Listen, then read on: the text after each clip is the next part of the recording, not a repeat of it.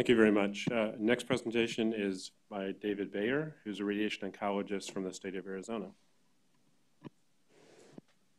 Good morning, and thank you. It's an honor to be here. I'm actually here representing not my home campus in the Sedona Cancer Center, but more perhaps representing the ASTRO perspective. And I want to just sum up a little bit of what I see as what we've discussed over the past 2 days, and hopefully nobody's going to go home disappointed, as this little girl might be doing. I've heard 3 big themes: incentives, enthusiasm, and evidence. And I think focusing on those 3, give me a minute, I can talk about each, but I think that's really what this is all about. And the incentives are all around us. It isn't just about advanced technology. This is from last Sunday's New York Times. In health law, a boon for diet clinics. As the rules change, the incentives change, things are going to change around it. And, you know, I never imagined that the diet clinic is going to have a boom, but you know what? There's going to be a boom in that, and we're going to be calling for better evaluation of diet therapies. It's really important to realize that this is just a part of the advanced technology question. Regional variation is going on. This is coronary bypass and surgery for hip fractures. Well-known cost differentials from region to region. We have real problems with spottiness and with how the incentives are driving the care. We saw that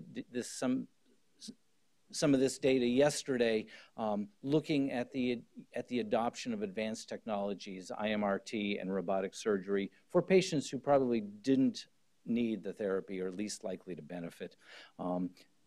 Clearly, there's an incentive that is pushing. And one of the incentives is the self-referral issue. We've heard this talked about by several of the speakers. I'm gonna mention it and kind of hammer it just a little bit, and the next speaker will as well.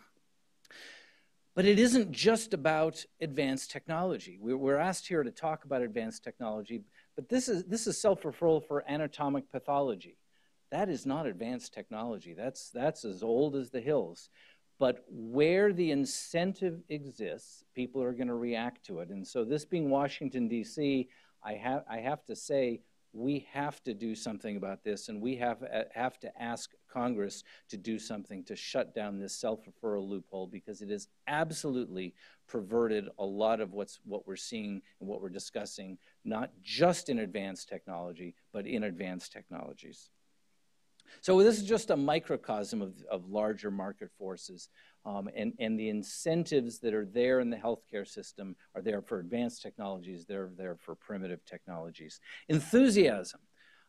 This kind of speaks to the celebrity patient question. This is 1996 Fortune magazine, and everyone may remember Andy Grove did an analysis of how he was going to get his prostate cancer treated, and published a paper that became the cover story in Fortune. Ended up having a prostate brachytherapy, high dose rate brachytherapy, and he laid out all his arguments why and how. This was a huge boon for prostate brachytherapy. He was enthusiastic, the patients were enthusiastic, the patient support groups were enthusiastic. Let's face it, our administrators are enthusiastic. You know, this is you know, an institution promoting its robotic surgery. It's the same thing. I'm not casting aspersions on anybody, because you want to be that doctor on that picture. You want your face up there. You want to be recognized as the leader in your community, as the man or woman that has done more of these and is competent and is looked up by your peers. This is seductive. We are very enthusiastic. We as administrators, we as practitioners. This is a study that looked at online promotions for robotic surgery. And they counted the number of internet pages that were promoting the treatment. And I just wanted to make the point that 45% of those pages were based on hospital and hospital practice websites. And I note the absence of a representative from hospitals in this room. Perhaps it's something we might want to think about as we're moving forward. Michael gave a quote, I think it was, that was very similar, but a cynic is a man who knows the price of everything and the value of nothing. We need to be thinking about what is the value. We also need to be thinking about what is the evidence. And we've got the randomized double-blind trial. In my career, I can count on the number, fingers of one hand, the number of blinded trials that I've been in, but very few things we do really fall into that. And some of that is funding. Some of that, when it comes to this kind of new technology, is the learning curve and the experience. And we do need better ways of addressing that. Some possible solutions. The registry was mentioned a couple times, and I want to comment on the ASTRO NROR registry project.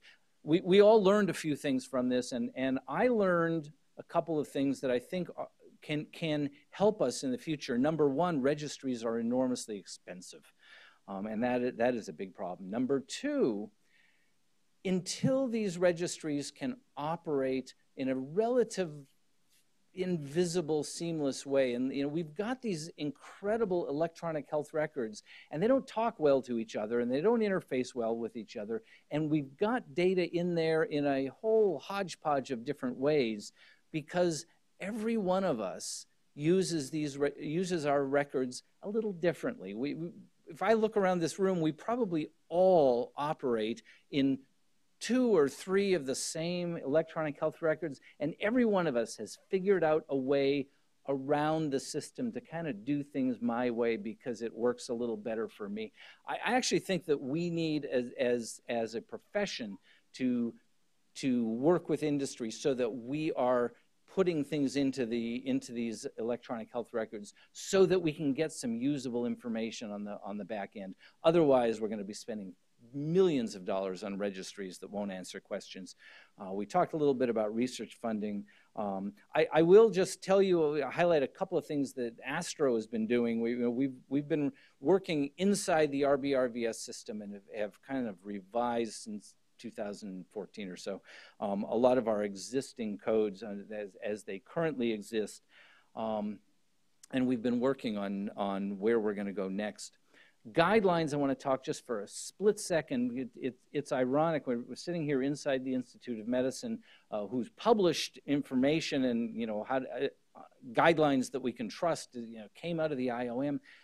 But I also heard that there was a lot of people have referenced the ASTRO accelerated partial breast irradiation guidelines. Well, guess what? These were not guidelines that you can trust, but they actually made a difference, and I think that they were important to have out in the public sphere. So we need another way of getting information out there in rapidly developing technology where you can't come up with guidelines that you can trust, but where you still need to have something out there that it gives a stamp of the society in these new technologies.